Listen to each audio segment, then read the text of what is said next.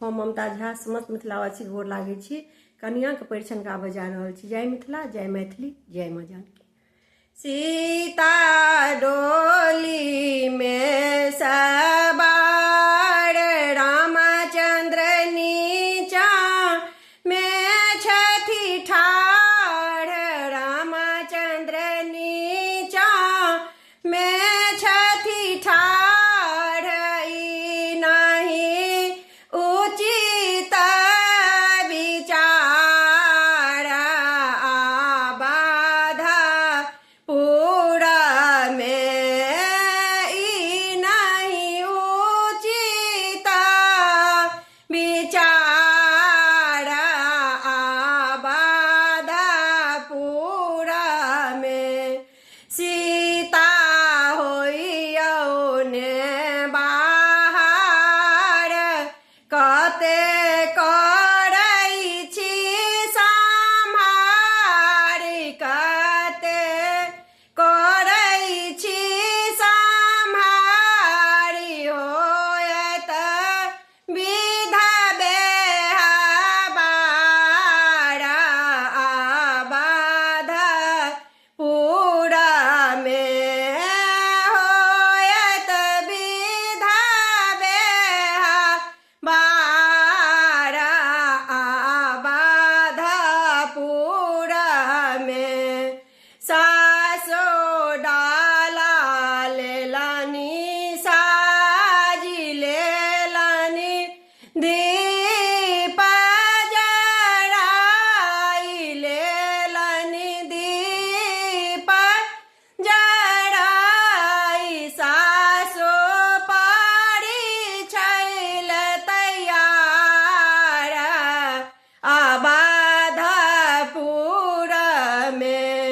सासु परिछैल तैयार बाधा पूरा में। लेलनी भातक मुठरा हाथ, कलश लेलनी सजाई लेलनी भातक मुठरा हाथ, लेलनी कलश सजाई। निहुछल सिया सुहबे के आए बाधा पूरा में। निहुछल कनिया सुहबे के आए बाधा पूरा में। लेलन दाइब रही हाथ, सेकलन कनिया के गाल, लेलनी दाइब रही हाथ, सेकलनी कनिया के गाल, लेलनी परिछ उतारे कनिया सुहबे के, लेलनी परिछ उतारी कनिया सुहबे के।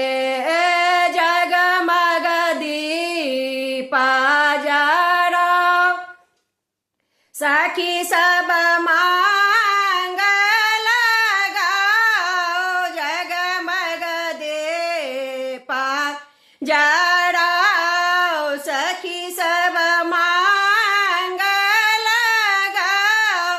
कौशल्या गुड़ खुआओ बाधा पूरा में। कौशल्या गुड़ खुआओ बाधा पूरा में। रामचंद्र चालो झाटा झाड़ी, बहिन छेक